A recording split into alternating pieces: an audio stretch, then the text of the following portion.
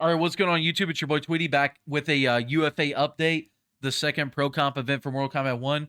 Now, I have the schedule, and not only that, but I have the updated pools. So the pools have been changed a lot. So about to hit y'all with that real quick.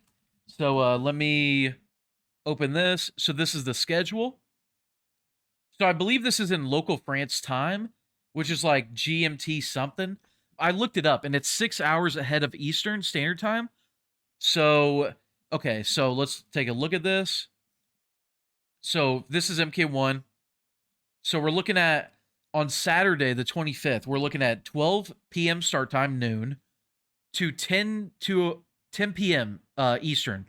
And that's when it'll end for the day. They'll round up the top 8. And then on Sunday, we're looking at 1 p.m. start time for top 8. And then it's going to end when it ends.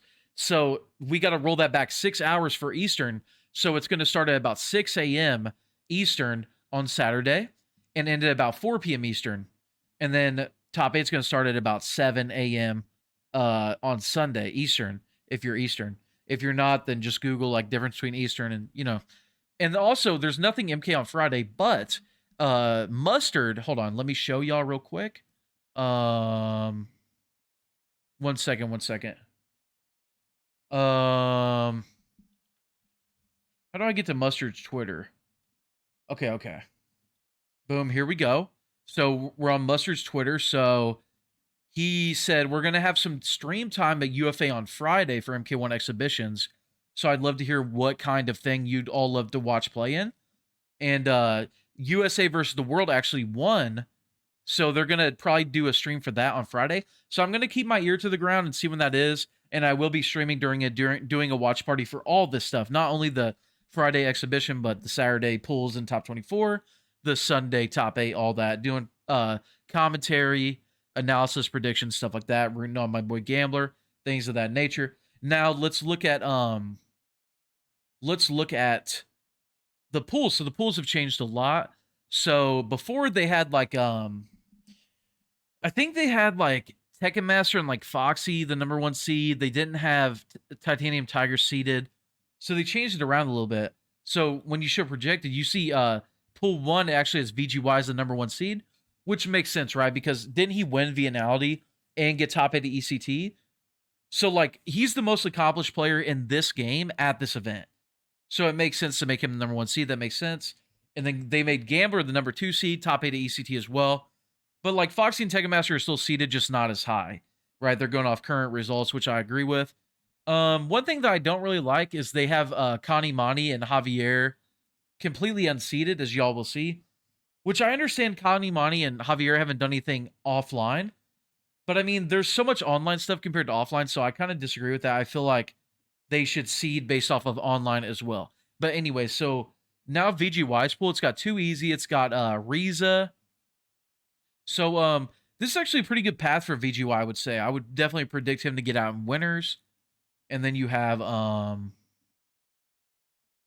this pool, which has Gambler, Hamza, Quinlu, K-Top, Connie Mani, Infinity. So this is Gambler's path. Gambler went from having the easiest path, I would say, to having the hardest now, because he has to play Connie Mani before the end of pools, which I would argue Connie Mani is like arguably the strongest player going to the event, just based off of MK1 results so far. So it's going to be a hard set for Gambler. And he's got to get past Quinlu and Hamza first. So, you know, God bless Gambler. We will be rooting for him. Hopefully that offline experience will prevail. But Connie Mani has been looking fucking strong on this game. So that's a tough pull right there. And then you have K-Top, who's very good. He plays Connie Mani right away. That's upset potential right there, maybe. But we'll see. And then this pool. Oh my God. So Gur has like the hardest path now. Look at this. He plays White Black first, who's like a FGC OG who might be good. But then he plays Uvility, who's a killer. Then here he plays Faisal, who I would argue is the dark horse of the whole tournament. Right there. Assuming upsets don't happen, right? Like, I don't know who Dalfinate is, but they got like a tag and stuff. I feel like I've seen them around. They're in Yuzu, so who knows? But assuming things go as like the projected way, Gur's got a really hard path. He plays Uvility right here. Then he would play Faisal right here.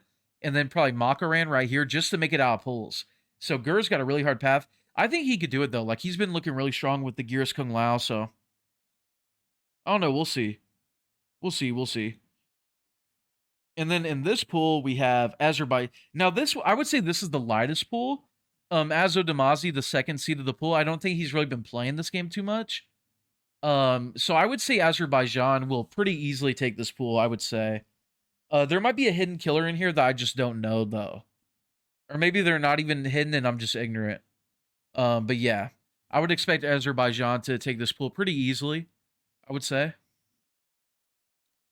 And then, so this pool is crazy, right? You got Foxy, who said it's going to be a last day decision if he goes or not. You have Takanada.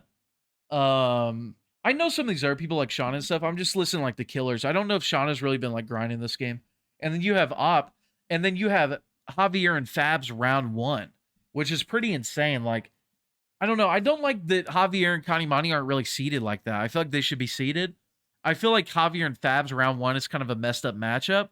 Now, people, there's like some conspiracy theories out there that like seeding is just to help top players. Seeding is actually to help everyone. Because you think about it, like Fabs is a player who like, he's been doing good online. Oh my God, my voice is fucking cracking. He's been doing good online. He's looking to get a top 8 at his first like big event. And he should be seeded like somewhat, right? He's been doing good. But he gets, because Javier's unseeded, he gets Javier round 1. Even though Javier, by like MK1 results, is maybe a top 5 player. If you go by MK1 results, you judge everything. Javier might be the 5th best player in the world right now by results. 5th or 6th, something like that. The fact that Fabs has him number 1 is kind of messed up. And you might be like, why is that messed up? Well, you know, over here, it's like, you know, someone like Takinada, who I would say has similar results to Fabs in MK1, maybe even less than Fabs, has a way easier path. So Takinada is like probably going to make it out of the pool or like at least close. And he doesn't really have to beat anyone that crazy. Whereas Fabs has to play Javier round 1. You know what I mean? So it's just this pool's pretty unbalanced, I would say. But it's going to be great to watch, though. That's for sure. There's going to be chaos. And then you have Op in there, who's very good as well. Okay, so now this pool is like perfectly seated, I would say. You have like the 4 most known players in the pool. They're pretty separated. Like Tegamaster's here, Euphorings here, Lockhorder's here, Yemeni's here. Now, what's interesting about this pool is Euphoring and Tegamaster, obviously 2 top MK11 players. Tegamaster, the first like 3 years of MK11. Euphoring came on strong the last like year and a half. But I haven't seen any of either of them play MK1 or compete on MK1. So this is the first time we're going to see them at a big tournament, and they play each other early. So it's going to be really showing. It's going to be really showing of like where they're at in the game, what they're cooking up, what characters, what strategies, things of that nature. And then you have Law Corridor down here, who's a good Johnny. You know, you have Zoker too, who's another player. Zoker and Yemeni are 2 like I believe they're both EU players. They might be CIS, who were very good. Zoker was very good at 11, and Yemeni is very good in Injustice 2, but just like Euphoring and Tekken haven't really seen them play or compete on this game, so this pool is kind of like the mystery pool, right? Like, we know Law Corridor is a good Johnny, but everything else is kind of a mystery right now. But here's the thing, right? If Tekken is making his way all the way to France, and Euphoring's making his way all the way to France, I would assume they're coming ready. I would assume they're coming ready with some good shit, so it's going to be an exciting pool to watch. Now, this pool, it's got Josh, it's got Titanium Tigers. So Tigers originally wasn't seeded, which was weird, right? Because he has great online results, got top 24 at ECT, stuff like that. So they ended up seeding him. And then you have Nuji, Ganondorf. So, I mean, it's pretty, unless there's a hidden killer here that I'm just ignorant to, I would say Tigers and Josh make it here. And that's going to be a good set right there. That's going to be a good set. I would say that's who's going to make it there. I would predict Tigers comes out on top there, but we'll see. And then, so this is what I kind of disagree with. So H-Dope is a top seed in the pool. He's one of the top 8 seeds.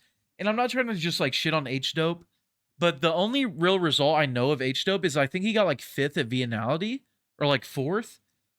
And like, that's a great result, but I don't feel like that should override like Kanimani and Javier winning like a billion things online against like top players. You know what I'm saying?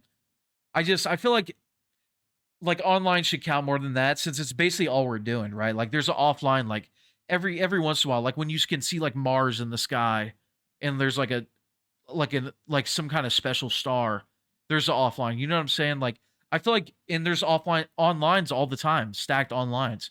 So like I'm not trying to discredit H Dope. I do think he should have a seed in this tournament, but I think him being seeded over Kanimani and Javier is kind of crazy, kind of insane, in my opinion. And then we have Desardin and Boki.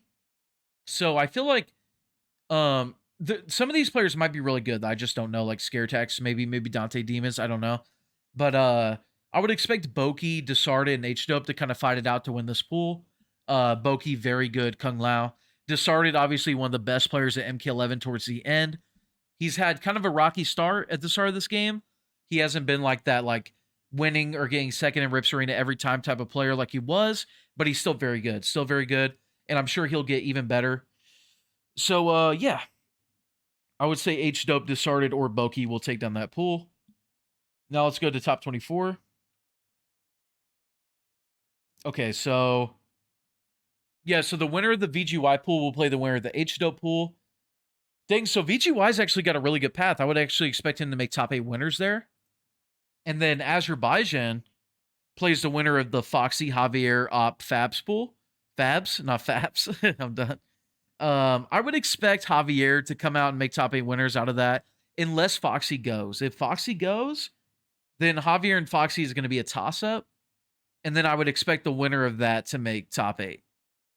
That is okay, so someone in my chat is pointing out a player named Axstar.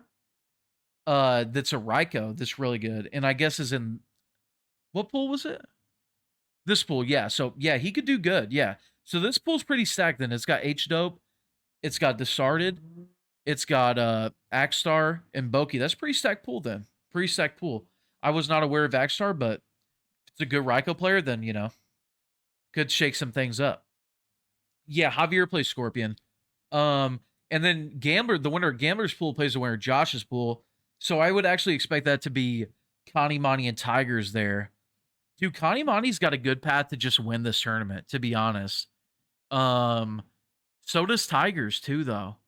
Whoever, like, if that ends up being the matchup there, like Connie and Tigers, obviously I want Gambler to win and be there, but it's hard to pick him against Connie right now. I do think Gambler will make a decent, a deep losers run though. Yeah, so the winner of that set has a good shot.